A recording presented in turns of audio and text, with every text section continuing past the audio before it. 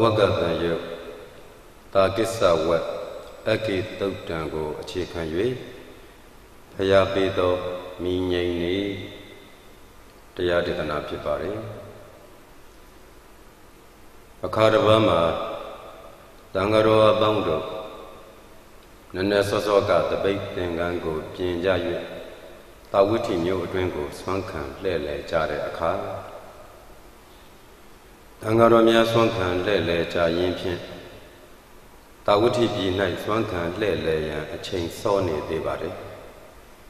အချိန်စောနေသေးတဲ့အတွက်ကြောင့်မလို့ယဟန်တော်များအကြံဖြစ်ပုံကတာဝိဋ္ဌိပြည်မှာ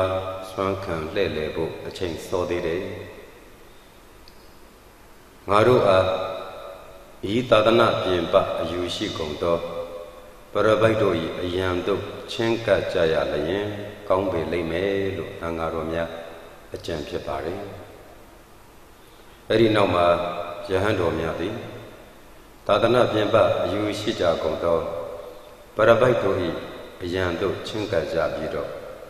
ထိုသာသနာပြင်ပအယူရှိကုန်တဲ့ပရပိုက်တို့နှင့်အတူတကွဝမ်းမြောက်ဝမ်းသာနှုတ်ဆက်ပြောဆိုကြပါတယ်နှုတ်ဆက်စကားတွေပြောဆိုပြီးတဲ့အခါမှာတင်းတင်းလျောက်ပတ်တဲ့တခုသောနေရာမှာထိုင်နေကြကုန်၍ထိုင်ပြီးတဲ့အခါမှာထိုယဟန်တို့ကိုသာသနာပြင်ပအယူရှိကုန်သောပရပိုက်တို့ကစကားပြောဆိုကြတယ်ငါရှင်တို့ယဟန်ဂေါရမသည်တပိတာဝကတို့အားယဟန်တို့လာကြကုန်သင်တို့သည်စိတ်ကိုညင်ညူးစေတတ်ကုန်သောပညာကိုအားနည်းအောင်ပြုလုပ်တတ်ကုန်သောနိဝရဏ၅ပါးတို့ကိုပယ်စွန့်ကုန်၍ပူဇင်9ပါးတို့ကိုဟုတ်မှန်သောအတိုင်းပွားများကြကုန်သောဟုဤသို့သောတရားကိုဟောကြားပေတယ်ငါရှင်တို့ငါတို့သည်လည်းပဲတပိတာဝကတို့အားငါရှင်တို့လာကြကုန်သင်တို့သည်စိတ်ကိုညင်ညူးစေတတ်ကုန်သောပညာကိုအားနည်းအောင်ပြုလုပ်တတ်ကုန်သောနိဝရဏ၅ပါးတို့ကိုပယ်စွန့်ကုန်၍ပူဇင်9ပါးတို့ကိုဟုတ်မှန်သောအတိုင်းပွားများကြကုန်လောဟုဤသို့သောတရားကိုငါတို့လည်းဟောကြတယ်ငါရှင်တို့ဤအရာ၌ယဟန်ဂေါရမဤတရားဟောခြင်းနှင့်ငါတို့ဤတရားဟောခြင်းသည်၎င်းယဟန်ဂေါရမဤဆုံးမခြင်းနှင့်ငါတို့ဤဆုံးမခြင်းသည်၎င်းအထူးကအဘယ်ပါနည်းတာလွန်ခြင်းကအဘယ်ပါနည်းကွဲပြားချက်ကအဘယ်နည်းဟုဆိုကြပါရဲ့တဲ့ဒီအခါမှာယဟန်တော်တွေကသာသနာပြင်ပအယူရှိကုန်သောထိုပရပိုက်တို့ပြောဆိုအပ်သောစကားကိုမနှစ်သက်မတားမြစ်ကြကုန်မူ၍မြတ်စွာဘုရား၏အထံတော်၌ဤစကား၏အနက်ကိုသိကြရလိမ့်မည်လို့နေရာကပြန်ထကြကုန်၍ဖဲခွာခဲ့ကြတယ်အဲဒီနောက်မှာယဟန်တော်တွေဟာတာဝိဋ္ဌိကြီးကိုစွမ်းခံလှည့်လည်ကြကုန်၍စွမ်းစားပြီးတဲ့နောက်စွမ်းစားရာအရက်မှဖဲခွာခဲ့ကြကုန်ပြီးတော့မြတ်စွာဘုရားအထံသို့ချဉ်ကပ်ကြကုန်၍မြတ်စွာဘုရားကိုရှိခိုးပြီးလျင်တခုသောနေရာ၌ထိုင်နေကြကုန်ပြီးတော့မြတ်စွာဘုရားကိုလျှောက်တင်ကြပါတော့တယ်အရှင်ဘုရားဘုရားတပည့်တော်တို့သည်နက်နက်အချိန်သင်္ကန်းကိုပြင်ဝစ်ကြကုန်၍တပိတ်သင်္ကန်းကိုယူဆောင်ကြကုန်ပြီးလျင်တာဝိဋ္ဌိပြည်သို့ဆွမ်းခံဝင်ခဲ့ကြပါလေဘုရားအရှင်ဘုရားတပည့်တော်တို့အားတာဝိဋ္ဌိပြည်၌ဆွမ်းခံလှည့်လည်ရန်အချိန်စောသေး၏ငါတို့ကသာသနာပြင်ပအယူရှိကုန်သောပရပိုက်တို့၏အယံတို့ချင်းကပ်ကြရလျင်ကောင်းပေလိမ့်မည်ဟုအကြံဖြစ်ကြပါလေဘုရားအဲဒီနောက်မှာဘုရားတပည့်တော်တို့သည်သာသနာပြင်ပအယူရှိကုန်သောပရပိုက်တို့၏အယံတို့ချင်းကပ်ကြကုန်ပြီလျင်ထိုသာသနာပြင်ပအယူရှိကုန်သောပရပိုက်တို့နှင့်အတူဝမ်းမြောက်ဝမ်းသာနှုတ်ဆက်ပြောဆိုပြီးတော့အခါတခုသောနေရာမှာဘုရားတပည့်တော်တို့ထိုင်နေကြပါလေဘုရားအဲဒီလိုထိုင်နေပြီးတဲ့အခါမှာ ဖရာတပည့်တော်တို့အားသာသနာပြင်ပအယူရှိကုန်သောပရပိုက်တို့သည်ဤစကားကိုဆိုကြပါれဖရာငါရှင်တို့ယဟန်ဂေါတမသည်တပည့်တာဝကတို့အားယဟန်တို့လာကြကုန်သင်တို့သည်စိတ်ကိုညှဉ်းညူးစေတတ်ကုန်သောပညာကိုအားနည်းအောင်ပြုလုပ်တတ်ကုန်သောနိဝရဏ၅ပါးတို့ကိုပယ်စွန့်ကြကုန်၍ပူဇင်9ပါးတို့ကိုဟုတ်မှန်သောအတိုင်းပွားများကြကုန်တော်ဟုဤသို့သောတရားကိုဟောကြားပေတယ်ငါတို့သည်လည်းပဲတပည့်သာဝကတို့အားငါရှင်တို့လာကြကုန်သင်တို့သည်စိတ်ကိုညှဉ်းညူးစေတတ်ကုန်သောပညာကိုအားနည်းအောင်ပြုလုပ်တတ်ကုန်သောနိဝရဏ၅ပါးတို့ကိုပယ်စွန့်ကြကုန်၍ပူဇင်9ပါးတို့ကိုဟုတ်မှန်သောအတိုင်းပွားများကြကုန်လောဟုဤသို့သောတရားကိုငါတို့လည်းဟောကြားကြကုန်တယ်ငါရှင်တို့ဤအရာ၌ယဟန်ဂေါတမ၏တရားဟောခြင်းနှင့်ငါတို့၏တရားဟောခြင်းသည်၎င်းယဟန်ဂေါတမ၏ဆုံးမခြင်းနှင့်ငါတို့၏ဆုံးမခြင်းသည်၎င်းအထူးကအဘယ်ပါနည်းတာလွန်ခြင်းကအဘယ်ပါနည်းကွဲပြားခြင်းကအဘယ်ပါနည်းလို့ဤစကားကိုပြောဆိုကြပါလေဖျားလို့မြတ်စွာဘုရားကိုယဟန်တော်များကလျှောက်ထားကြပါလေအရှင်ဘုရားထိုအခါတပည့်တော်တို့သည်သာသနာပြင်ပအယူရှိကြသည်ထိုပရပိုက်ကိုပြောဆိုအပ်သောစကားကိုမနှစ်သက်မတားမြစ်ကြကုန်မူ၍မြတ်စွာဘုရား၏အထံတော်၌ဤစကား၏အနက်ကိုသိရကုန်အံ့လို့နေရာမှထပြီးတော့ဖဲခွာခဲ့ကြပါလေဘုရားမြတ်စွာဘုရားရှင်ကိုတော်မြတ်ကြီးကိုလျှောက်ထားကြပါတော့တယ်ဒီအခါမှာမြတ်စွာဘုရားရှင်ကိုတော်မြတ်ကြီးကသံဃာတော်အပေါင်းတို့အားဧဝံဝါဒိနောဘိက္ခဝေအညဒိဋ္ဌိယပရိဘာဇကဧဝမတုဝဆနိယခြေသားတို့သာသနာမှအပဖြစ်ကုန်သောပရပတ်ယဟန်တို့အားဒီလိုအယူရှိမယ်ဆိုရင်ငါဘုရားပြောမယ်ဒီစကားမျိုးကိုသူတို့ကိုပြောအပ်တယ်။အဘုရားရှင်ကိုတော်မြတ်ယခုပြောမိစကားမျိုးဖြင့်ထိုပရပိုက်တို့အားစကားပြန်၍ပြောကြကုန်လော။ဘုရားရှင်ကိုတော်မြတ်ကြီးကထိုယဟန်တို့အားသာသနာပပရပိုက်များပြန်၍မဖြေနိုင်သောစကားတရားကိုဟောကြားပါလေ။ခြေသားယဟန်တို့သာသနာပြင်ပဖြစ်တဲ့ယဟန်တို့ကိုငါဘုရားသင်ပေးတဲ့အတိုင်းပြန်ပြီးတော့ပြောကြကုန်အာဟုသောငါရှင်တို့ယတမိတ်သမေအကျဉ်ခါ၌စိတ်ထံစိတ်သည်လီနံတွန်းဆုပ်သည်ဟောတိဖြစ်ပါ၏တတမိတ်သမေထိုကဲ့သို့စိတ်တွန်းဆုပ်နေတဲ့အချိန်၌ကတမေတံဘုဇင်ကာနံအဘေသို့သောဘုဇင်တရားတို့ကိုဘာဝနာရပွားများခြင်းကအကာလောအခါမဟုတ်ပါသနည်း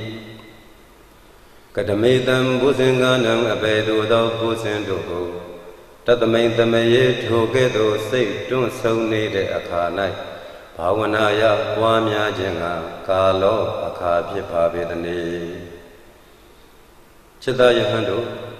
ပရပိုက်ယဟန်တို့ကိုအခုငါဖျားသင်ပေးတဲ့မေခွန်းလေးကိုပဲမေးလိုက်ကြငါရှင်တို့စိတ်တွန့်တူစုံနေတဲ့အခါမျိုးမှာဘယ်လိုဘုဇင်တရားတွေကိုပွားများဖို့အခါမဟုတ်ပါသလဲ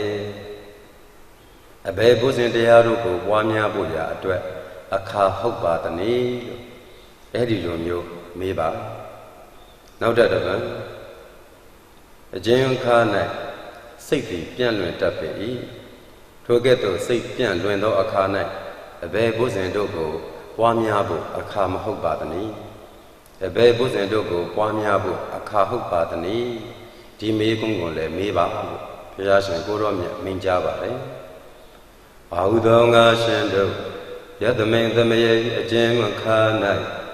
စိတ်တံစိတ်သည်ဥဒ္ဒတံပြန်လွင်သည်ဟောတိဖြစ်ပါ၏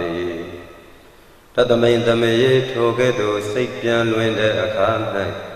ကတမေတံဘုဇင်္ဂနံအဘယ်သို့သောဘုဇင်တရားတို့ကိုဘာဝနာယပွားများခြင်းကအကာလောအခါမဟုတ်ပါသနည်း Tadame Dame Togedo Sipian Luenda Akanai Katame Buzenganam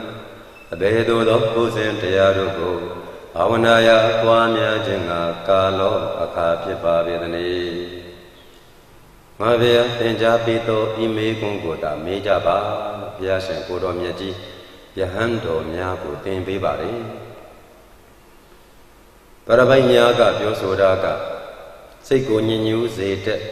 Niwarana Tiabigo Peson Yamelo Payale Hode Madule Hode Pusin Tiarigo Wanya Yamelo Payale Hode Madule Hode Edido Paya Hode Tiane Do Hode Tia Quebiada Shilu Lalo Wada Tende the Bomio Tangaro Miago Wada Jim Pianjin the Bomio ne me later Meno Pia Hode Tiane do Hode Tia Quachada Bamia Twilu Lelo Made a Kama Nyaswa Piaka Quachacha Lina Cha a daisy Quebia needed a daisy Tide a pigeon Matura go 10 shots agent at Dwaja Jimmy Congo Tembede Say don't do so net lade a car Pebuzengo Boabo a car Mahopule Pebuzengo Boabo a car Hotele Naneto Megondaku Say Pian Luene a kama a Bebuzin Tiago Boamiabu a kama Hopule a Bebuzin de go Boamiabudo a car Hotele Quepia Swane Tida La Pian Me Kainaba Dilumio me allusion Tadana Pianba a Yushija de Parabaidodi Piesonzwa Pieso Nanjama Mahoku Tabian Pimban Se Gendole Yokon Jalene Edilo Piesonzwa Mapie Nanjin Pimban Se Jengo Yaujajin Megongo Pian Piebo Say Pimban Lu Pimban Piekon Jada Bajang Dong Soro Dilumio Nanedo Ayadi Todadana Pianba Parabai Nyai Aya Maho Doja Kisa Maho Doja Turu Jinle Turu Juanjindo Neya Maho Dojam Pipire Yashin Kuromya Jika Minjabare Diromya Swabiashin Kuromya Jika Chitado Dime Gonye A Piego Piebo Yasoye Mavea Go Pise Mavea Yedita Waka Go Pise Idadana Roma Jana Yado Dugo Pise Heta Jagong Yue Jinta Jagong Yue Idadana Rugo Piso Jimpin Sego Nita Zinai Dugo Na Man Jamane Dogwado Na Loga Ne Tamana Jamana Mania Lumia Ne Dogwado Lu Loga Night Mabea Mamien Time Gondi Naneto Megon A Piego Lebe Payashin Goro Dine Pipasi Payashin E Tawaka Go Pisi Didana Matea Na Bude Dugo Pisi Turugoro Peta Turugado Paya Hotalo Tine Lame Eri Bogori go Peta Bido Ti Loka Tema Na Mana Piamane Dogwado Na Loka Tamana Piamana Mene Lumiadi Hudo Lu Lokama Pienang de Yama Mamien Yashin Goromia Sapido Made They grew in Domia Wuchedado Tadewake Kama was Ranabinga Dane the Wapibabido Tamarage Watawadi Manabine the Wapibabido Tabiamege Yamabina Sene the Wapibabido Loki Naloga Denai Tatamana Bimania Yaham Bonan the Wapibabido Tadi Wamanotaya Lumim Namine the Wapibabido Bazaya Luloka Nai Imidam Pinyanam Ipetanago Wea Karanina Pijim Pim Satan Sego Aradeya Nita Senayavi Toto Bogo Nyoti Tadagadina Navia Jengoro Miakolagao Tadagada Tawagena Mavia Yedita Waga Udolagao Idowa Idadana Doma Totowa Chana Yadotu Lagao Inyadara Jinta Gong Yue Kata si the zone the auto go mia, a hung a biajan go romia gidi, na pata me, mammy matui, naimabe. Biajan go romiaka, edilu attain a shot, pure like the deep yatanago ngapiatalin, pinai de ngapiatalin, tiraba. Ngabia the Vita Waka so in leve Ngabia, Tanga, Inina, Nidiago, Tita de Dwaja, Ngabia the Vita Waka to Tita. The Chadu Nyago, Pianle, Piare Akama, Seiko, Nita Muyana, the Ati, Pia, Nine Leme. Ida the Nadore Matia, Nabude, do so in leve, Tudava, Seiko, Nita, say nine love on P nine de and ye chin Shiva Leme. Todo eri luri go jimbiro, Napi Masha in leve, Diama to Mamma Hoku. He lubi Masha in leve, Tilo P nine de Bogu, to Mamma Hoku. Piashan Goromiaji, Hoja Jim Pepare. Dinomias Biashan Goromiajica, Dinaneto me con yet. A P lady go. The Kujan, Shinlens or Pian Yit, P Jabare. Peguimian domia Guchedado. Yet the main the may a gem a carnal, Satan, Sati, Linum, don't so de Horde Pipabi. That the main the may together say don't so need a carnal. But that is Tambos and Gata, but that is Tambos and Diago. Awanaya, Guamia Jenga, Akalo, Akama Hopabe. Tamadi Tambuzengata, Tamadi Tambuzentayago, Awanaya, Puamia Jenga, Akalo, Akamahobabe. Ubeka Tambuzengata, Ubeka Tambuzengo, Awanaya, Puamia Jenga, Akalo, Akamahobabe. Tangita Hedu Abejam Togeto, Pia the Nifumuga, Pekaway Yahamdu. Satan Zaydi Linam don't so get never be. Satan Zaydi Linam don't so get never be. A day dame to goes into Yarone, dam to don't so need it, say the water yadi. Tota mota bayang hoti, Tazi Nange do Janta Pipa be. Titayadu so that Niama, Satan so needed a car. Say time mine needed a kama. Say ka atochin say mashi pinede a kamuma. But that is Nambozingo, Boabo, a kama hobu. Bajan lesodo, don't so needed say the agent who did who thought, but that is Nambozingo, Matazin and Bure. Say don't so needed a kama, Tamadi Nambozingo, Boalo Mayabu.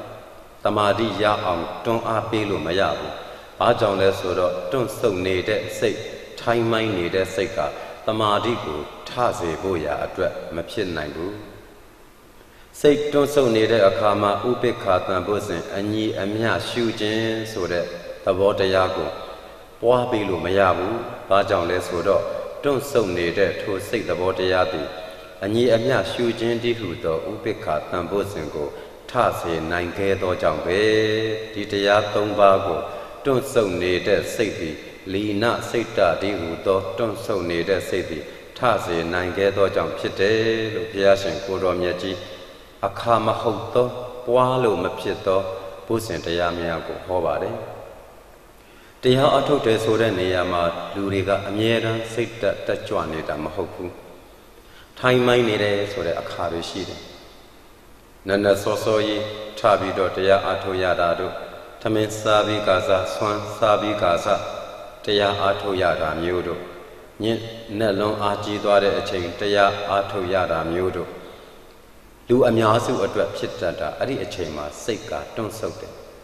Adi a chema, Tea Ato Yada, Tatra Chatra Mashita Pu.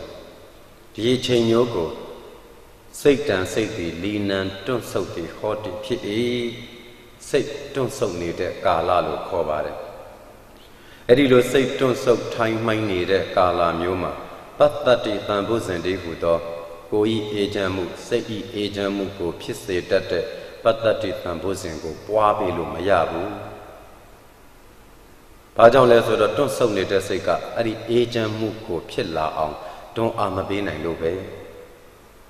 The ajamuma, တွန့်နေတဲ့အချိန်မျိုးမှာစိတ်တွန့်ဆုတ်နေတဲ့အချိန်မျိုးမှာတမာတိ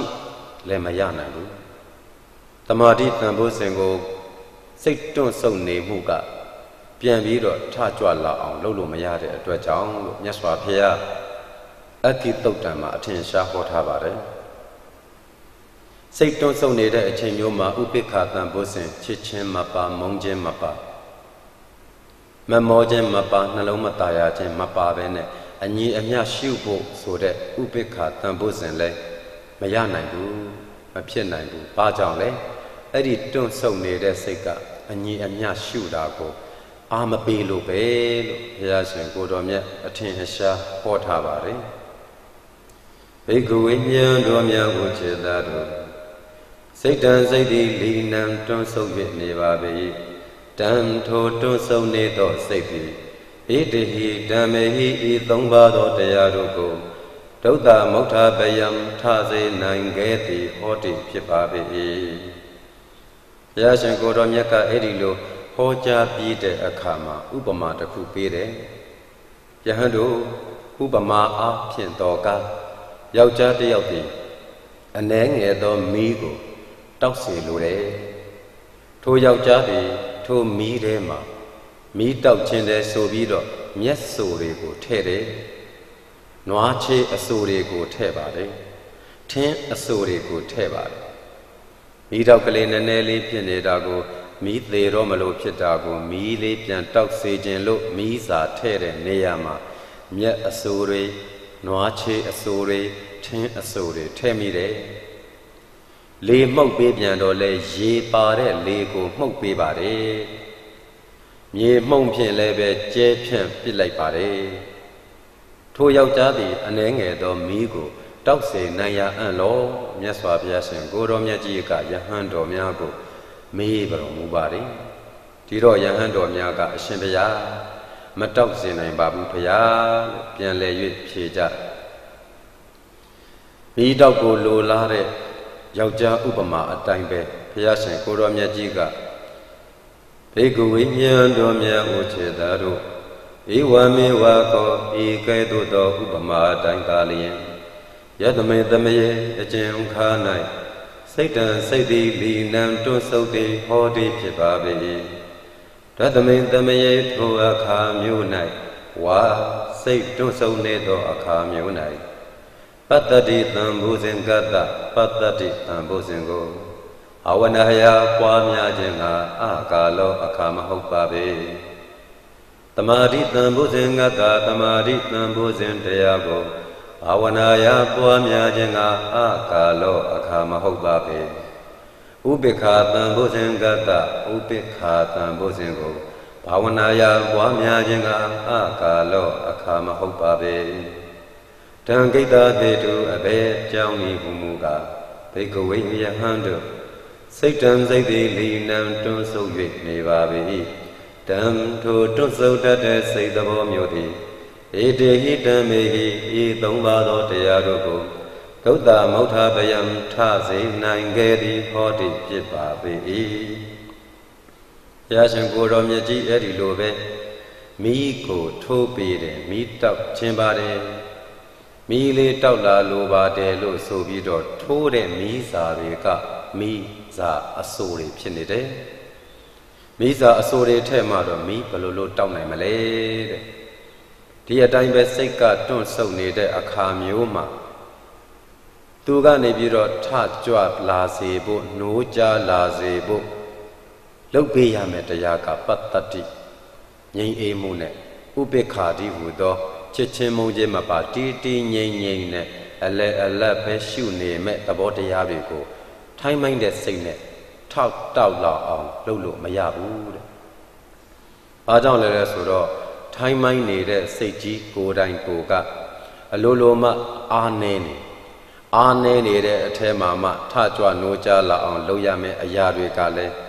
အေးချမ်းတဲ့အရာတွေထိုင်းမိုင်းတဲ့အရာမျိုးတွေနဲ့ဆင်တူးနေ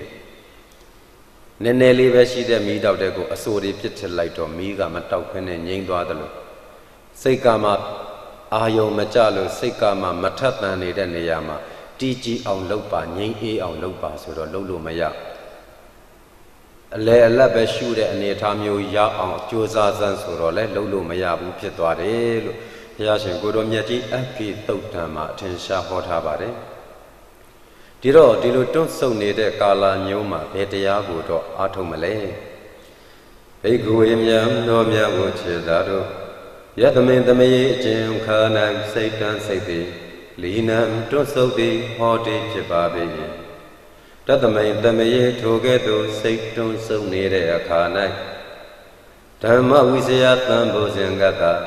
ဓမ္မဝိဇယသံဘုဇင်တရားကိုဘာဝနာယပွားများခြင်းကကာလောအခါဖြစ်ပါပေ၏ဝိရိယသံဘုဇင်ကတဝိရိယသံဘုဇင်တရားကိုဘာဝနာယပွားများခြင်းကကာလောအခါဖြစ်ပါပေ၏ပိဋိသံဘုဇင်ကတပိဋိသံဘုဇင်တရားကိုဘာဝနာယပွားများခြင်းကကာလောအခါဖြစ်ပါပေ၏တံဂိတဟေတုအဘေကြောင့်ဤဘုမူကဘိက္ခဝေမြတ်ဟံတို့စိတ်တံစိတ်သည်လီနံတွန်းဆုပ်သည်ဟောတိဖြစ်ပါပေ၏တံထိုတွန်းဆုပ်နေသောစိတ်သည်ဣတိဓမ္မေဤသုံးပါးသောတရားတို့ကိုသူသမုဋ္ဌာပယံကောင်းစွာထားစေနိုင်သောသည့်ကောင်းစွာထားစေနိုင်သည်ဟောတိဖြစ်ပါပေ၏လို့ဘုရားရှင်ကိုယ်တော်မြတ်ဟောကြားတော်မူလိုက်ပေသည်စိတ်တွန်းဆုပ်နေတဲ့အချိန်မှာဘယ်ဘုဇင်တရားကိုပွားမလဲစိတ်ကထိုင်မှန်လာပြီးတွန်းဆုပ်လာပြီးဆိုလို့ရှိရင်တွန်းဆုပ်မှုကိုပယ်ပြောက်စေနိုင်တာဘာတွေပွားပြီးရင်ရတယ်လဲဆိုတော့ဓမ္မဝိစီယသံဘုဇင်ပညာကိုပွားပြီးရင်ရပညာကိုပွားပြီးရင်ရတယ်ဆိုတာကဓမ္မဝိစီယသံဘုဇင်ဖြစ်ဖို့အတွက်စာဖတ်တယ်တရားနာတယ်ထိုင်မှန်မှုကိုပယ်ဖြောက်ဖို့အတွက်တရားဆွေးနွေးတဲ့ဓမ္မဝိစီယသံဘုဇင်ဖြစ်လာဖို့အဲ့ဒီလိုတရားတွေဆွေးနွေးခြင်းနဲ့မှပညာရှိပုဂ္ဂိုလ်စီကတ်တယ်မေးတယ်မြန်းတယ်အဲ့ဒီအလုံးမျိုးနဲ့ဆိုထိုင်မှန်မှုကိုဖြောက်လို့ရတယ်တွန့်ဆုတ်နေတဲ့ကာလမျိုးမှာဓမ္မဝိစီယသံဘုဇင်ကိုပွားလို့ရတယ်ဝိရိယသံဘုဇင်ဒါကိုတွန့်ဆုတ်နေတဲ့ကာလမှာပွားပေးလို့ရတယ်တွန့်ဆုတ်နေတဲ့ကာလမှာပို့ပြီးတော့ကြိုးစားပေးတယ်ပို့ပြီးတော့အားထုတ်ခြင်းစိတ်ဖြစ်အောင်ကြိုးစားပေးတယ်ကိုတွန်းအားပေးတယ်စိတ်ကတွန့်ဆုတ်နေတာကိုပို့ပြီးတော့တက်ကြွလာအောင်ပို့ပြီးတော့အားထုတ်ခြင်းစိတ်ပေါက်လာအောင်ဝိရိယတရားတတိပဋ္ဌာန်တရားတွေအာယုံလိုက်ရှာတဲ့သမထအာယုံစိတ်ကိုငြိမ်းစေမဲ့တရားသမာဓိအာယုံစိတ်ကိုတည်ကြည်စေမဲ့တရားတစ်ခုခုကိုပြောင်းလဲပြီးတော့ရှာကြည့်အားထုတ်ပေးတယ်မျိုးစုံလှည့်ပြီးတော့အားထုတ်တယ်တမျိုးမျိုးနဲ့ကိုစိတ်ကိုပြောင်းပြရမှာပဲထိုင်မိုင်းနေတဲ့နေရာကြီးမှာဒီစိတ်ကြီးထိုင်မိုင်းနေတဲ့အချိန်မှာစိတ်ကိုတအားဖိအားပေးရင်ဘယ်တော့မှမရပို့ပြီးတော့ဝင်တော့လေးသွားတယ်လို့ဖြစ်တယ်ပြီးတော့အဲ့လေးနေတဲ့စိတ်တွန်းဆုပ်နေတဲ့စိတ်ကိုပျောက်စေဖို့ရအတွက်ဆိုလို့ရှိရင်ဓမ္မဝိစီယသံဘုဇင်ကိုပွားတယ်ဆိုတာထိုင်နေရင်းနဲ့တထိုင်နဲ့ပွားနေလို့ရတာမဟုတ်ဘူးပြောင်းပလိုက်ရတယ်အာယုံပြောင်းပြရစာဖတ်ရတယ်တရားနာရတယ်ပညာစီးပူးရဒီအလုံးနဲ့ထိုင်မှန်မှုကိုချက်ချင်းပြောင်းတာဒီအနာလေးမှာကိုတရားနာလို့ရမယ်ဆိုတရားကိုလေးဖွင့်ပြီးနာလိုက်တယ်ထိုင်မှန်မှုကိုပြောက်အောင်အဲ့ဒီမှာကိုသိကျင်တဲ့ကိစ္စကိုသိအောင်ရှာတယ်ဝိရိယသံဘုဇင်ကမ္မထအာယုံတစ်ခုခုကိုပြောင်းလဲရှာပြီးတော့တည်ငြိမ်အောင်လုပ်လိုက်တယ်ဥပမာအားဖြင့်ပြောမယ်ဆိုရင်ဖယားအာယုံကိုယူလိုက်တယ်ဒီဘက်မှာစိတ်ကအာယုံယူလို့မရတော့ဘူးစိတ်ကတွန့်ဆုတ်တယ်ဒါဆိုလို့ရှိရင်ဗုဒ္ဓနုတ္တိပြောင်းယူတယ်ဓမ္မနုတ္တိပြောင်းယူတယ်ဂုဏ်တော်ပွားတယ်တွေ့ဘူးကြလိမ့်မယ်တကယ်လှုပ်ဖူးတဲ့သူတွေသိလိမ့်မယ်တရားအားထုတ်နေရင်နဲ့အာယုံယူလို့မရတော့ရင်ချက်ချင်းပြန်ပြီးငြိမ်လို့ရတာပရိစိတ်တဲ့ပုဂ္ဂိုလ်မျိုးပြန်ပြီးတော့တမာတိပြန်ရ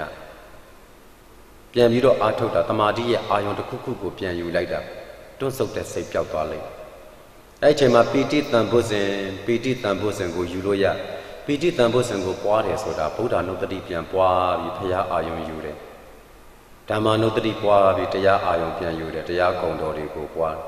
တန်ခါနုတ္တိပွားတယ်တန်ခါဂုဏ်တော်တွေကိုပြန်ပွားတယ်သီလနုတ္တိကိုယ့်ရဲ့အကျင့်သီလဖြူစင်တာကိုပြန်ပွားတယ်စာဂာနုတ္တိကိုလှူဒန်းထားတဲ့အလှူဒါနတွေနဲ့ပတ်သက်တဲ့အရာတွေကိုပြန်စဉ်းစားတယ်ပီတိဖြစ်အောင်ပြန်နေလို့တော့ရတယ်ဒီတော့စိတ်တွန့်ဆုတ်လာပြီဆိုရင်ပွားလို့ရတဲ့ဘုဇင်သည်ဤတရား၃ပါးပဲ ဒါကြောင့်တခါတလေမှတရားအားထုတ်တဲ့အချိန်မှာကိုယ်စိတ်ရဲ့အနေအထားကိုနားမလဲတော့သူများကုသိုလ်မရဘဲနဲ့အကုသိုလ်တွေပိုများသွားတာကိုတွေ့ဘူးလိမ့်မယ်တကယ်အားထုတ်ကြည့်တဲ့သူတွေသိတယ်ဒီတော့မြတ်စွာဘုရားကိုတော်တိုင်းအကိတုတ်တံမှာအထင်ရှားဟောထားတယ်တခါတလေမှစိတ်တွန်းဆုတ်မယ်စိတ်တွန်းဆုတ်နေတဲ့အခါမျိုးမှာတွန်းပြီးတော့တမာတိရအောင်သွားမလုံးနဲ့မရဘူးတမာတိတန်ဖို့စဉ်ပွားလို့မရဘူးအညီအမျှရှုမဲ့ဥပိ္ပခာတန်ဖို့စဉ်ရအောင်ကြိုးစားမယ်ပွားမယ်မရဘူးတဲ့ဘာကြောင့်လဲဆိုတော့မိတောက်သေးသေးလေးတဲ့ကိုထင်းစိုးတွေထည့်ပြက်တယ်လို့ဖြစ်သွားမယ်ထကြွမလာနိုင်ဘူးပြန်ထမလာနိုင်ဘူးဒီတရားတွေဒါဆိုရင်ပွားလို့ရတဲ့တရားပဲပွားတယ်တရားအားထုတ်တဲ့နေရာမှာအဓိကရည်ရွယ်ချက်ကအဓိက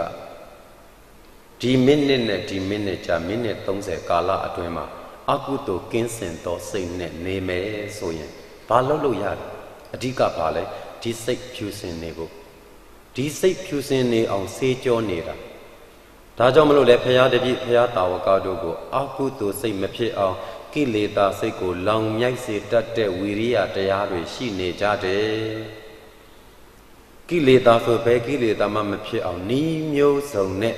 ဆေးမယ်တနည်းနဲ့ဆေးလို့မရဘူးအခုလည်းမြတ်စွာဘုရားဘုဇင်ပွားတာတော့စိတ်ကထိုင်းမိုင်းနေပြီတမာတိတန်ဘုဇင်ပွားလို့မရဘူးမပွားနဲ့ဥပိ္ပခာတန်ဘုဇင်ပွားလို့မရဘူးမပွားနဲ့ပတ္တတိတန်ဘုဇင်ပွားလို့မရဘူးမပွားနဲ့တဲ့အခါမဟုတ်ဘူးဘာကိုပွားလို့ရတယ်လဲမြတ်စွာဘုရားကိုယ်တိုင်ဟောတာဓမ္မဝိစီယတန်ဘုဇင်ပညာပွားလို့ရတယ်ဝီရိယတန်ဘုဇင်ဝီရိယတမာတိရမယ်အာယုံသမထအာယုံကမ္မထံ40တခုခုကိုတမာတိရအောင်ပြန်လုပ်ယူတရားအထုတ်တဲ့ပုဂ္ဂိုလ်တွေကတော့ဝင်သက်ထွက်သက်စသည်ဖြင့်ကိုယ့်ရဲ့ကမ္မထံအာယုံဒီအာယုံယူလို့မရရင်နောက်အာယုံတစ်ခုကိုပြောင်းပြီးတော့ယူအဓိကပါလေပြန်ပြီးတော့စိတ်ကတက်ကြွလာဖို့ပဲအဓိကကပါလေအာထုတ်နေတဲ့အချိန်စိတ်ထဲမှာအကုသိုလ်မဖြစ်ဖို့ပဲဒါကိုကပေပြီးတော့လေးနေတဲ့စိတ်ကိုထပ်ပြီးဝန်ထုတ်တွေထပ်ပေးတဲ့အခါမှာအလိုမကျခြင်းကိုမကျေနပ်ခြင်းစည်းဟူသောအကုသိုလ်တွေဝင်လာတာပဲတရားအားထုတ်ရင်းနဲ့အကုသိုလ်တွေပွားနေတယ်လို့ဖြစ်သွားလိမ့်မယ်တကယ်လက်တွေ့လုပ်သောသူများသိကြတယ်ဣရိယာပုတ်၄ပါးနဲ့ရှုလို့ရတယ်လို့ဘုရားကိုယ်တိုင်ဟောထားပြီးသားကာယ ानु ပတ္တနာတတိပဋ္ဌာန်မှာတောက်လျှောက်ဒီအတိုင်းထိုင်နေလို့ဘုရားဟောထားတာမဟုတ်ဘူးညာပိုင်းနဲ့ပတ်သက်လို့ဘုရားဟောထားတဲ့အထဲမှာဆိုညင်ဦးရမှာဈဉ္ဉံလျှောက်တဲ့ဈဉ္ဉံညောင်းလို့ရှင်ထိုင်ပြီးတော့ရှုမယ်အဲ့ဒီလိုရှုပြီးတော့တန်းကောင်ရမှာဈဉ္ဉံလျှောက်မယ်ဈဉ္ဉံညောင်းရင်ထိုင်ပြီးတော့ရှုမယ်ပြီးရင်ခဏတစ်ဖြုတ်နားမယ်ပြန်ပြီးနိုးထလာတဲ့အချိန်မှာဈဉ္ဉံသွားမယ်ဈဉ္ဉံညောင်းရင်ထိုင်ပြီးတော့ရှုမယ်ဣရိယာပုတ်တွေကိုသူ့ဟာနဲ့သူပင်ပန်းသွားခြင်းမရှိဘဲနဲ့မျှတနေအောင်နေလို့ရအောင်ကိုနေပြီးရှုရမှာတမင်ကိုတအားနှိမ့်ဆက်လိုက်တာမဟုတ်ဘူးအဓိကစိတ်ကိုဆေးနေတာဒီအချက်ကိုချော်သွားလို့မဖြစ်ဘူးအဓိကစိတ်ကိုဆေးတာစိတ်ကိုကြည်နေအောင်ထားမှာတရားအထုတ်ခြင်းနဲ့စိတ်မကြည်ဘူးဆိုတော့လမ်းလွဲသွားပြီစိတ်မကြည်ရင်ကြည်လို့ရအောင်မြတ်စွာဘုရားအာယုံပြောင်းခိုင်းတယ်ပွားများတာတောင်မှတစ်မျိုးပြောင်းခိုင်းတယ်ဓမ္မဝိစီယတန်ဖို့စဉ်ဒါကိုပွားပြီးဓမ္မဝိစီယတန်ဖို့စဉ်ပွားပြီးတော့ထိုင်ပြီးတော့ဓမ္မဝိစီယတန်ဖို့စဉ်ဓမ္မဝိစီယတန်ဖို့စဉ်လို့အော်နေတာမဟုတ်ဘူးပညာရအောင်ပွားတယ်ဆိုတာတရားပြန်နာတာတရားစာအုပ်ကိုဖတ်တာအဲ့တရားတွေနဲ့ပတ်သက်လို့ရုပ်ပဲနာမ်ပဲကွဲပြားသိအောင်ပြန်လေ့လာတာအဲ့မှာပညာပြန်တက်လာဓမ္မဝိစီယတန်ဖို့စဉ်ဝိရိယတန်ဖို့စဉ်ဆိုတာကိုယ့်ရဲ့တတိပဋ္ဌာန်တရား၄ပါးသမထရဲ့အာယုံဖြစ်မဲ့တစ်ခုခုဝိပဿနာရဲ့အာယုံဖြစ်မဲ့တစ်ခုခုတမာတိကိုရစေကြောင်းစိတ်ကိုငြိမ်းစေကြောင်းကမ္မထံအာယုံတစ်ခုခုအပေါ်မှာလုံလစိုက်ပြီးတော့အာယုံထားကြည့်လိုက်တာဝိရိယတန်ဖို့စဉ်ကိုယ်စိတ်ထဲမှာဝိရိယနဲ့ပတ်သက်ရင်သမပဋ္ဌာန်၄ပါးဆိုတာမဖြစ်သေးတဲ့အာဟုတုကိုမဖြစ်အောင်ဖြစ်ပြီးသားအာဟုတုကိုပယ်နိုင်အောင်ပါပြီးသားအထင်ရှားမဖြစ်သေးတဲ့ကုသိုလ်ဆိုရင်ဖြစ်အောင်ဖြစ်ပြီးသောကုသိုလ်စိတ်ကိုပို့ပြီးတော့အရှိန်တက်လာအောင်ပို့ပြီးတော့တိုးပွားလာအောင်အဲ့ဒီလိုအားထုတ်ခြင်းသမပဋ္ဌာန်၄ပါးကိုတမ္မာဝါယာမလို့ခေါ်တာဒီတော့ဝိရိယတန်ဖို့စဉ်ပွားတယ်ဆိုတာအဲ့ဒါပဲအကုသိုလ်စိတ်မဖြစ်အောင်ဒီတထိုင်အတွင်းမှာအာဟုတုစိတ်မဝင်အောင် တကယ်လို့အာဟုသောစိတ်ဝင်ခဲ့တယ်တော့အာဟုသောစိတ်မြန်ပယ်လို့ရအောင်မဖြစ်သေးတဲ့ယုံနံခွဲမြင်ခြင်းဖြစ်ချင်းပြတ်ချင်းမြင်ခြင်းဆိုတဲ့ဉာဏ်တွေ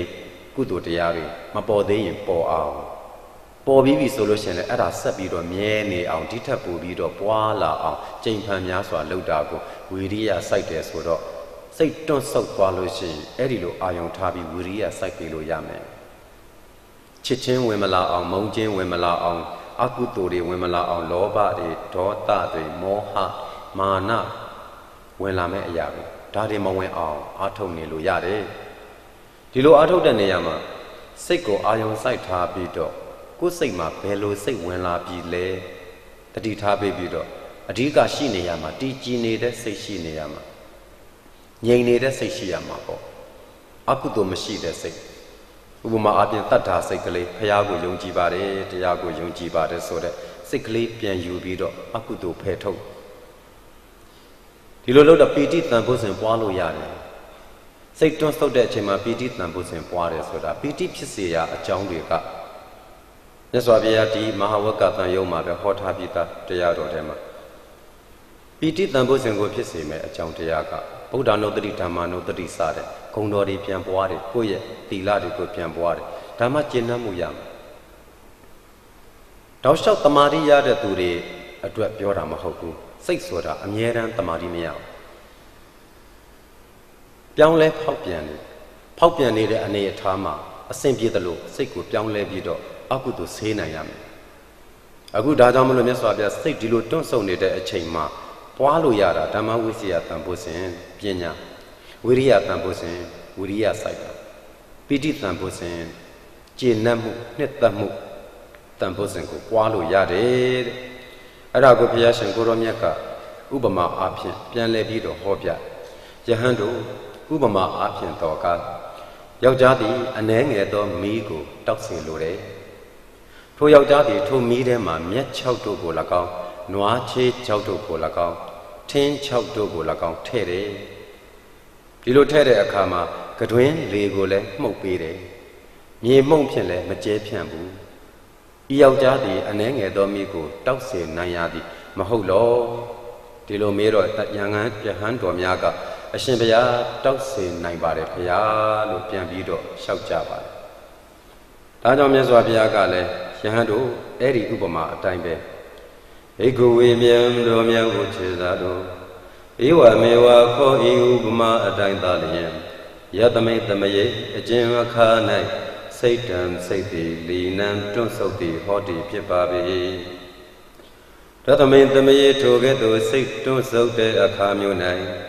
ဝိဓမ္မဝိစယတံဘုဇင်ကတဓမ္မဝိစယတံဘုဇင်တရားကိုဘာဝနာယပွားများခြင်းငါကာလောအခါဖြစ်ပါ၏ဝိရိယတံဘုဇင်ကတဝိရိယတံဘုဇင်ကိုဘာဝနာယပွားများခြင်းငါကာလောအခါဖြစ်ပါ၏ပိဋိတံဘုဇင်ကတပိဋိတံဘုဇင်တရားကိုဘာဝနာယပွားများခြင်းငါကာလောအခါဖြစ်ပါ၏တံဂိတယေတုအဘေကြောင့်နေဟုမူကားဘိက္ခဝေယဟံတို့စိတ်တံစိတ်သည်လီနံတွန်းဆုပ်၍နေပါ၏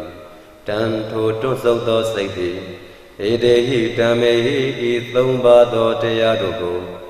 သူသမုဋ္ဌာပယံကောင်းစွာထနိုင်စေသည်ဟောတိဖြစ်ပါ၏စိတ်တွန်းဆုပ်တဲ့အချိန်မှာပွားများလို့ရသောပုဇဉ်တရားများကိုမြတ်စွာဘုရားကအထင်အရှားပြန်လည်၍ဟောကြားပေးလိုက်ပါတယ်ယောဂီပုဂ္ဂိုလ်များတရားအားထုတ်ကြလို့စိတ်ကမရွှင်တော့ဘူးစိတ်ကတရားဘက်မှာမပါတော့ဘူးစိတ်တွေတွန့်ဆုတ်လာပြီဆိုလို့ရှိရင်အခုမြတ်စွာဘုရားဟောတဲ့အတိုင်းပဲဓမ္မဝိစီယတန်ဖို့စဉ်ဝိရိယတန်ဖို့စဉ်ပိဋိတန်ဖို့စဉ်ကိုပွားလို့ရတယ်လို့ဘုရားဟောတော်တရားတော်အရာအထင်အရှားသိလိုက်ရပြီသိလိုက်ရတဲ့အခါကျတော့စိတ်တွန့်ဆုတ်တာတော့ဟုတ်ပြီစိတ်ကတခါတရံမှာပြန့်အောင်မယ်တရားအားထုတ်နေတယ်တရားအားထုတ်တဲ့အချိန်မှာစိတ်ပြန့်သွားတဲ့အခါရှိဘိက္ခုဝေမြံတော်မြတ်ဝချေသာတော်ယတမိန်တမေအကျဉ်ခါ၌စိတ်တံစိတ်သည်ဥဒ္ဒတံပြန့်လွင်သည်ဟောတိဖြစ်ပါ၏တသမိန်တမေထိုကဲ့သို့စိတ်ပြန့်လွင်တဲ့အခါ၌ ဓမ္မဝိဇ္ဇာတံဘုဇင်ကတာဓမ္မဝိဇ္ဇာတံဘုဇင်တရားကိုဘာဝနာယပွားများခြင်းကအခါလောအခါမဟုတ်ပါပေဝိရိယတံဘုဇင်ကတာဝိရိယတံဘုဇင်တရားကိုဘာဝနာယပွားများခြင်းကအခါလောအခါမဟုတ်ပါပေပိဋိတံဘုဇင်ကတာပိဋိတံဘုဇင်တရားကိုဘာဝနာယပွားများခြင်းကအခါလောအခါမဟုတ်ပါပေတံကိတ္တယေတုအဘေအကြောင်းကြောင့်နေမူကားဘိက္ခဝေယဟံတို့စိတ်တံစိတ်တိဥဒ္ဒတံပြန်လွင်သည်ဟောတိဖြစ်ပါပေတံတို့ပြန်လွင်နေတဲ့စိတ်သည်ဣတိဓမ္မေဤတရား၃ပါးတို့ကိုဒုဥပါသမယံခဲရင်သောအပြင်ထစေနိုင်သည်ဟောတိဖြစ်ပါပေဒုဥပသမယံခဲရင်သောအပြင်ငြိမ်းစေနိုင်သည်ဟောတိဖြစ်ပါပေဘုရားရှင်ကိုတော်မြတ်ကြီးဟောတာကအခုစိတ်ပြန့်လွင့်ပြီးတော့စိတ်ပြန့်တာကိုစိတ်ပြန်ပြီးတော့ငြိမ်းသွားရအောင်စိတ်ကပြန့်လွင့်တယ်ဆိုဥဒိစ္စနဲ့တကွဘာပါလာလဲဆိုတော့ကုတ်ကုတ်စပူပန်မှုပါလာတတ်တယ်ဥဒိစ္စကုတ်ကုတ်စကိုនិဝရဏတရားထဲမှာမြတ်စွာဘုရားဟောထားပြီးသားစိတ်ပြန့်နေတယ်စိတ်ပူလောင်နေတယ်အဲ့ဒီပူလောင်နေတဲ့ကာလမျိုးမှာဓမ္မဝိဇ္ဇာတံဘုဇင်တိဟုသောပညာပွားခြင်းကိုလုပ်လို့မရဘူးဝိရိယတံဘုဇင်စိတ်ပြန့်နေတဲ့အချိန်မှာဝိရိယတွန်းပြီးအားစိုက်လို့လည်းမရဘူးပိဋိတံဘုဇင်နှစ်သက်မှုကိုရအောင်လုပ်လို့လည်းပဲမရဘူးတဲ့ဒီကာလမျိုးမှာအဲ့တော့ဒီလိုကာလမျိုးမှာဓမ္မဝိဇ္ဇာပညာတွေသွားပြီးတော့သုံးသပ်ဆင်ခြင်နေတဲ့ရုပ်ပဲနာမ်ပဲကုသိုလ်ပဲအကုသိုလ်ပဲဖြစ်ခြင်းပဲပြက်ခြင်းပဲပွားဖို့နေနေတာကစိတ်ကပြန့်ဘာမှမမြင်တော့ကိုကအစိတ်ပြန့်နေပါတယ်ဆိုကမှအားထုတ်မယ်ဘယ်လောက်ပြောအားထုတ်လို့ကိုမရတာကြိုးစားမယ်စိတ်ကိုကုသိုလ်ပဲရှိနေအောင်အကုသိုလ်မဖြစ်အောင်ဘယ်လောက်ပဲပြောစိတ်ကအပြင်းမှာဝိရိယတံဘုဇင်ပွားလို့မရဘူးပိဋိတံဘုဇင်ကျေနပ်เสียအာယုံမှမရှိဘဲနဲ့စိတ်ကပြန့်နေတယ်ဆိုတော့လူမှုရေးတွေဘက်ကိုစိတ်ကရောက်သွားပညာရေးတွေဘက်ကိုစိတ်ကရောက်သွားမနက်ကအကြောင်းတွေပြန်စဉ်းစားနောက်နေ့ကအကြောင်းတွေပြန်စဉ်းစားစိတ်ကတခြားရောက်တဲ့စိတ်ကဘယ်လိုလုပ်ကျင့်နှံ့မှုကိုရစေမလဲတဲ့ဒါကြောင့်စိတ်ပြန့်နေတဲ့အချိန်မှာဒီတရား၃ပါးကိုမပွားပါနဲ့ဘာကြောင့်လဲဆိုတော့စိတ်ပြန့်တုံးဒီတရား၃ပါးကိုပွားရင်ပြန့်တဲ့စိတ်ကဒီတရား၃ပါးကိုမငြိမ်းအေးစေနိုင်လို့ပဲတဲ့ဒီဘုဇင်တရား၃ပါးတို့သည်ငြိမ်းစေနိုင်ခဲ့တယ်ပြန့်လွင့်နေတဲ့စိတ်ကိုဒီတရား၃ပါးကညှိမ့်ပေးလို့မရဘူးလို့မြတ်စွာဘုရားဟောတယ်ဒီတရား၃ပါးကိုပွားပြီးစိတ်များငြိမ်သွားမလားလို့တွန်းပွားမပွားလို့မရဘူးအဲ့တော့မြတ်စွာဘုရားရှင်ကိုတော်မြတ်ကြီးကဥပမာလေးပေးတယ်ယဟန်တို့ဥပမာအပြင်တော့ကယောက်ျားသည်မီးပုံကြီးအကြီးကြီးကိုငြိမ်းစေလိုတယ်ထိုယောက်ျားသည်ထိုမီးပုံမှာမီးပုံကြီးကိုငြိမ်းမယ်ဆိုပြီးတော့မြက်6တွေထည့်တယ်နွားချေး6တွေထည့်တယ်ထင်း6တွေထိုးထည့်ကတွင်လေလဲမှုတ်ပေးတယ်ညီမုံနေပါလေလဲမကျဲဘူးဒီလိုဆိုရင်ဒီယောက်ျားသည်မီးပုံကြီးကိုငြိမ်းအေးစေနိုင်မလားတန်ဃာတော်တွေကိုမေးတော့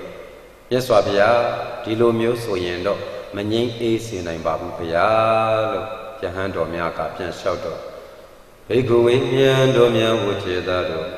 ဧဝမေဝကောဤဥပမာအတိုင်းသာလျင်ယသမေသမေအကျဉ်အခါ၌စိတ်ကံစိတ်သည်ဥဒ္ဒတံပြန်လွင်သည်ဟောတိဖြစ်ပါပေတသမေသမေထိုကဲ့သို့စိတ်ပြန်လွင်နေတဲ့အခါ၌ဓမ္မဝိဇ္ဇာတံဘုဇင်ကတ္တပညာပွားခြင်းဤဟုသောဓမ္မဝိဇ္ဇာတံဘုဇင်ကိုဘာဝနာယပွားများခြင်းကအခါလောအခါမဟုတ်ပါပေဝိရိယတံဘုဇင်ကတ္တဝိရိယစိုက်ခြင်းဤဟုသောဝိရိယတံဘုဇင်တရားကိုဘာဝနာယပွားများခြင်းကအခါလောအခါမဟုတ်ပါပေပိဋိတံဘုဇင်ကတ္တနှစ်သက်ခြင်းဤဟုသောပိဋိတံဘုဇင်တရားကိုဘာဝနာယပွားများခြင်းကအခါလောအခါမဟုတ်ပါပေဓမ္မဂိတ္တယေတုအဘေကြောင့်မူမူကားဘိက္ခဝေယဟံတို့စိတ်တံစိတ်တိဥဒ္ဒတံပြန်လွင်၍နေပါပေဓမ္မထိုပြန်လွင်၍နေသောစိတ်ကိုဣတေယဓမ္မေဤတရား၃ပါးတို့ဖြင့်ဒ ဒုဝုပသမယံ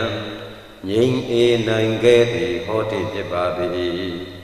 ဘုရားရှင်ကိုယ်တော်မြတ်ကြီးဒါကြောင့်ချစ်သားတို့မိငိမ့်ပါမယ်ဟဲ့မိငိမ့်ပါမယ်ဟဲ့ဆိုပြီးတော့ထင်းကြောက်တွေထိုးထဲတော့မိဘယ်လိုလုပ်ငြိမ်းနိုင်မလဲတဲ့ဒီအတိုင်းပဲစိတ်ပြန့်နေတဲ့စိတ်ကိုငြိမ်သက်အောင်ဟဲ့ငြိမ်သက်အောင်ဟဲ့ဆိုပြီးပညာတွေတိုးပွားဓမ္မဝိဆရာခံဖို့စဉ်တွေဖိပွားတော့စိတ်ကပိုပြန့်သွားတယ်ဒါကယုတ်ဒါကနံစသည်ဖြင့်ခွဲချမ်းစိတ်ဖြားနေလို့ဒါကပထဝီဓာတ်ဒါကအာဘောဓာတ်စသည်ဖြင့်ပညာအခန်းတွေပညာတွေနဲ့စင်ကြင်ဓာတွေကိုလွတ်ပါများတော့စိတ်ကပိုပြန့်ထွက်သွားမှာပဲတဲ့ထင်းကြောက်တွေထိုးပေးတယ်လို့ပဲဝိရိယတွန်းပြီးတော့စိုက်ခိုင်းဝိရိယတွန်းပြီးတော့စိုက်ခိုင်းလုပ်နေတော့စိတ်ကပိုပြန့်ထွက်သွားတယ်ဝိရိယလွန်လာပြန်ရင်လည်းစိတ်ကပြန့်သွားမှာပီတိတန်ဖို့စဉ်နှစ်သက်အောင်ကျင့်နှံ့အောင်လို့မျိုးပိုပြီးနှစ်သက်စရာကိုအာထုတ်ပိုပြီးနှစ်သက်စရာပွားဆိုတော့စိတ်ပြန့်လွင်နေတဲ့နေရာမှာနှစ်သက်မှုကိုရှာလို့မရဘူးပီတိကိုဖြစ်အောင်လုပ်လို့မရဘူးတဲ့ဒါကြောင့်မီးတောက်ကြီးတဲ့ထင်းပုံထင်းကြောက်တွေထိုးထည့်သလိုမီးကပိုပြီးတော့ပဲတောက်လာလိမ့်မယ်မငြိမ့်နိုင်ဘူးလို့မြတ်စွာဘုရားဟောတယ်ဒီတော့ဘယ်တရားတွေကိုပွားမလဲဘိက္ခဝေယံတို့မြတ်ကိုခြေသာတို့ယသမိန်သမယေအကျဉ်ခါ၌စိတ်ကံစိတ်သည်ဥဒ္ဒတံပြန်လွင်သည်ဟောတိဖြစ်ပါပေတသမိန်သမယေထိုကဲ့သို့စိတ်ပြန်လွင်တဲ့အခါ၌ပတ္တတိသံဘုဇင်ကတ္တငြိမ်းအေးခြင်းသည်ဟူသောပတ္တတိသံဘုဇင်ကိုဘာဝနာယပွားများခြင်းကကာလောအခါဖြစ်ပါပေသမာဓိတံဘုဇင်ကတ္တတည်ကြည်ခြင်းသည်ဟူသောသမာဓိတံဘုဇင်ကိုဘာဝနာယပွားများခြင်းကကာလောအခါဖြစ်ပါပေဥပိ္ပခာတံဘုဇင်ကတ္တအညီအမျှရှုပေးခြင်းသည်ဟူသောဥပိ္ပခာတံဘုဇင်ကိုဘာဝနာယပွားများခြင်းကကာလောအခါဖြစ်ပါပေတံဂိတ္တယေတုအဘေကြောင့်နေဟုမူကားဘိက္ခဝေယဟံတို့စိတ်တံစိတ်သည်ဥဒ္ဒတံပြန်လွင်ပါပေတံထိုပြန်လွင်တဲ့စိတ်ကိုဧတေဟိတံမေဟိဤတရား၃ပါးတို့သည်သူဥပါသမယံလွယ်ကူစွာဖြင့်ငြိမ်းအေးစေနိုင်သည်ဟောတိဖြစ်ပါပေစေတတို့စိတ်ပြန်လွင်လာပြီဆိုရင်ပတ္တတိတံဘုဇင်ပွားလို့ရတယ်တဲ့ဒါဆိုရင်ပြန်လွင်တဲ့စိတ်ငြိမ်သွားလိမ့်မယ်ပတ္တတိတံဘုဇင်ကိုရဖို့ဆိုဘုရားဟောထားသောတရားကိုအထကထာဆရာတွေပြောပြတဲ့အတိုင်းဆိုရင်ကိုယ်ဤအေးချမ်းမှုစိတ်ဤအေးချမ်းမှုရဖို့အတွက်ယာတိဟုတုမျှတတဲ့နေရာမှာနေရာမျှတတဲ့နေရာမှာနေပြီးတဲ့အခါအစားအသောက်ကိုမျှတစွာစားဒီလိုမျိုးနေမယ်ဆိုလို့ရှိရင်ပတ္တတိကိုယ်ဤငြိမ်းအေးမှုစိတ်ဤငြိမ်းအေးမှုကိုရမယ်အဲ့ဒီအခါမှာမိတ်ကောင်းဆွေကောင်းကိုပဲပေါင်းကိုယ့်ကိုအနှောက်အယှက်ပေးတတ်တဲ့မိတ်ဆွေမျိုးကိုရှောင်တဲ့ဘာကြောင့်လဲဆိုတော့ဒုက္ခပေးတတ်သောနှုတ်နဲ့ဒုက္ခပေးတတ်သောလက်နဲ့ဒုက္ခပေးတတ်သောအပေါင်းအသင်းနာမှာနေလို့ရှိရင်ကိုယ်ဤငြိမ်းအေးမှုစိတ်ဤငြိမ်းအေးမှုမရနိုင်တဲ့အတွက်ကြောင့်အဲ့ဒီလိုပုံကိုယ်မျိုးနဲ့ဝေးဝေးနေခြင်းသည်ကိုယ်ဤငြိမ်းအေးမှုစိတ်ဤငြိမ်းအေးမှုကိုရနိုင်တယ်မိတ်ကောင်းဆွေကောင်းကိုပဲပေါင်းပြီးတော့နေခြင်းဒါဆိုရင်ငြိမ်းအေးမှုတွေရလာနိုင်တယ်ငြိမ်းအေးစရာအကြောင်းတွေကိုရှာကြံပြီးတော့ဖန်တီးရဒါဆိုရင်စိတ်ပြန်လွင်မှုပြန်ပြီးတော့ငြိမ်လာလိမ့်မယ်တမာတိတန်ဖို့စဉ်တစ်ခုခုကိုအာယုံပြန်ယူတယ်တမာတိရစေမဲ့ဘုရားကုံတော်ပွားခြင်းတရားအထုတ်လို့မရရင်ဘုရားကုံတော်ပွားမှာပဲဘုရားကုံတော်ပွားလို့မရရင်မေတ္တာပွားမှာပဲတခုတည်းပဲဆွဲထားလို့မရဘူးစိတ်ကိုတခုတည်းပဲခိုင်းထားလို့ရတာမဟုတ်ဘူးအဲ့တော့တခုခုနဲ့တမာတိပြန်ရမယ်ငြိမ်သွားအောင်ထားမယ်ကိုနဲ့ဓာတ်အတဲ့ဆုံးကိုဝါဒနာအပါဆုံးကိုတမာတိရဖို့အလွယ်ဆုံးတမာတိအာယုံတစ်ခုခုကိုယူရမှာပဲအဓိကဘာလဲကိုလုံနေတာဘာလုံနေတာအကုသိုလ်စိတ်ငြိမ်းအောင်လုံနေအကုသိုလ်စိတ်ငြိမ်းအောင်လုံရင်ငြိမ်းအောင်လုပ်ရမှာပဲစင်ကြယ်ပေးလို့မရမငြိမ်းမဲနဲ့ဖိနေတယ်လေးနေတာကိုထပ်ပြီးဝန်တုပ်တွေထပ်တင်ရင်ပိုလေးသွားတာပဲရှိတောက်နေတဲ့စိတ်ကိုပိုပြီးတောက်မဲ့အရာတွေခိုင်းရင်ပိုတောက်သွားမှာပဲရှိဒါကြောင့်မြတ်စွာဘုရားကစိတ်ပြန့်ပြီဆိုတမာတိရမယ်တစ်ခုခုကိုပွားခြင်းအပြင်တမာတိတန်ဖို့စဉ်ကိုပွားဖို့အချိန်ရောက်တယ်ဥပိ္ပခာတန်ဖို့စဉ်အညီအမျှရှုဘာမှနှလုံးမသွင်းတော့ဘဲနဲ့ချစ်တာလည်းမဟုတ်မုန်းတာလည်းမဟုတ်လူလည်းမဟုတ်ဘူးဘာမှမဟုတ်ဖြစ်တာဒီဖြစ်တာပဲလှုပ်တာဒီလှုပ်တာပဲဒီသဘောမျိုးလောက်ကလေး စိတ်ကိုတိတ်ဖိအားတွေမပေးတော့ဘဲနဲ့အဲ့တိုင်းထားလိုက်အညီအမျှရှုတာလေးလုပ်ရင်စိတ်ပြန်ငြိမ်သွားနိုင်တယ်လို့ဘုရားရှင်ကိုယ်တော်မြတ်အခိတုတ်တံမှာအထင်ရှားဟောထားပါတယ်ဥပမာအားဖြင့်ဆိုရင်ချက်သားတို့မိတောက်ကြီးကိုမိဘုံကြီးကိုငြိမ်အေးစေတဲ့ယောက်ျားသည်အဲ့ဒီငြိမ်အေးစေတဲ့ယောက်ျားသည်ထိုမိဘုံကြီးရဲ့အထဲကိုမျက်စိုးတွေကိုထည့်မယ်နွားချေးစိုးတွေကိုထည့်မယ်ထင်းအစိုးတွေထည့်မယ်ရေပါတဲ့လေတွေနဲ့မှုတ်ပေးမယ်ရေမှုန့်တွေဖြန်းမယ်ဒီလိုဆိုရင်မိဘုံကြီးငြိမ်အေးနိုင်သလားမေးတယ်ဒီတော့ယဟန်တော်များကမှန်ပါဗျာငြိမ်အေးနိုင်ပါတယ်ဒီလိုပဲချက်သားတို့မိငိမ့်ခြင်းမိငိမ့်စေမဲ့အရာတွေကိုကြိုးစားရမှာပေါ့ထည့်ပေးရမှာပေါ့ဘေကဝေမြံတော်များကိုချက်သားတို့ဧဝမေဝကောဤဥပမာအတိုင်းသာလျင်ယတမိန်သမယေခြင်းခါ၌စိတ်တံစိတ်သည်ဥဒတံပြန်လွင်၍နေပါပေတတမိန်သမယေထိုကဲ့သို့စိတ်ပြန်လွင်တဲ့အခါ၌ပတ္တတိသံဘုဇင်ကတပတ္တတိသံဘုဇင်ကိုဘာဝနာယာပွားများခြင်းငါကာလောအခါဖြစ်ပါပေသမာဓိသံဘုဇင်ကတသမာဓိသံဘုဇင်တရားကိုဘာဝနာယာပွားများခြင်းငါကာလောအခါဖြစ်ပါပေဥပိ္ပခာသံဘုဇင်ကတဥပိ္ပခာသံဘုဇင်တရားကိုဘာဝနာယာပွားများခြင်းငါကာလောအခါဖြစ်ပါပေတံဂိတယေတုအဘေကြောင့်နေဟုမူကားဘိကဝေယဟန်တို့စိတ်တံစိတ်သည်ဥဒတံပြန်လွင်၍နေပါပေဓမ္မတို့ပြန်လွင်သောစိတ်ကိုဧတေဟိဓမ္မေဤတရား၃ပါးတို့သည်သူဥပသမယံလွယ်ကူစွာဖြင့်ငြိမ်းအေးနိုင်သည်ဟောတိဖြစ်ပါပေအဲဒီလိုမြတ်စွာဘုရားရှင်ကိုယ်တော်မြတ်ကြီးကနည်းနည်းသောပြဿနာနဲ့နည်းနည်းသောအဖြစ်များကိုပြန်လဲ၍ပြောပြလိုက်ပါတယ်ယဟန်တို့အဲ့ဒီတရားတွေတဲမှာအခခသိမ့်တတိန်စခွာဟံဘိကဝေတပ္ပတိကံဝဒာမိတတိကိုတော့အလုံးစုံသောစိတ်ဆုံးနေတဲ့နေရာမှာရောစိတ်ပြန့်လွင့်သောနေရာမှာရောအခခသိမ့်အလိုရှိအပ်တယ်တတိကတော့လျှော့လို့ကိုမရအမြဲတမ်းပွားရမယ်စိတ်တွန်းဆုံနေရင်လည်းတတိကိုတွန်းပြီးတော့အားပေးတတိပို့ပြီးထားစိတ်ပြန့်လွင့်ရင်လည်းပဲတတိပို့ပြီးတော့ပွားဒါတတိတန်ဖို့စဉ်ကိုတော့စိတ်တွန်းဆုပ်တဲ့နေရာမှာလည်းပွားရမှာပဲစိတ်ပြန့်လွင့်တဲ့နေရာမှာလည်းတတိပို့ပြီးပွားပေးရမှာပဲဒါဆိုမိပုံကြီးငြိမ့်မယ်တဲ့ဒီတော့ယောဂီတွေအားထုတ်တဲ့နေရာမှာအန္တရာယ်တွေကြုံနိုင်တာကစိတ်ထိုင်မှန်လာတယ်အာမထုတ်ကျင်တော်ဘူးဖြစ်နိုင်တယ်စိတ်ပြန့်လွင့်သွားမယ်ဒီလိုအခါမျိုးတွေဖြစ်နိုင်ဒီလိုအခါမျိုးတွေဖြစ်တဲ့အခါကျတော့စိတ်ကတွန့်ဆုပ်လာပြီဆိုရင်တွန့်ဆုပ်လာတဲ့အခါမျိုးမှာပတ္တတိတံဘုဇင်ကိုမပွားရဘူးတမာတိတံဘုဇင်ကိုမပွားရဘူးဥပိ္ပခာတံဘုဇင်ကိုမပွားရဘူးစိတ်တွန့်ဆုပ်နေတဲ့အခါမှာပေတရားတွေကိုပွားမလဲစိတ်တွန့်ဆုပ်နေတဲ့အခါမှာဆိုရင်တော့ဓမ္မဝိစီယတံဘုဇင်ကိုပွားမယ်ဝိရိယတံဘုဇင်ကိုပွားမယ်ပီတိတံဘုဇင်ကိုပွားမယ်စိတ်တွေပြန့်လာပြီစိတ်တွေပြန့်လာပြီစိတ်ပြန့်လာတဲ့အခါမှာဘယ်ဘုဇင်တွေမပွားရဘူးလေဓမ္မဝိစီယတံဘုဇင်မပွားရဘူးဝိရိယတံဘုဇင်မပွားရဘူးပီတိတံဘုဇင်မပွားရဘူးဒါဆိုလို့ရှိရင်စိတ်ပြန့်လွင့်တဲ့အခါမှာဘယ်ဘုဇင်တွေပွားမလဲစိတ်ပြန့်လွင့်တဲ့အခါမျိုးမှာပတ္တတိတံဘုဇင်ကိုပွားမယ်တမာတိတံဘုဇင်ကိုပွားမယ်ဥပိ္ပခာတံဘုဇင်ကိုပွားမယ်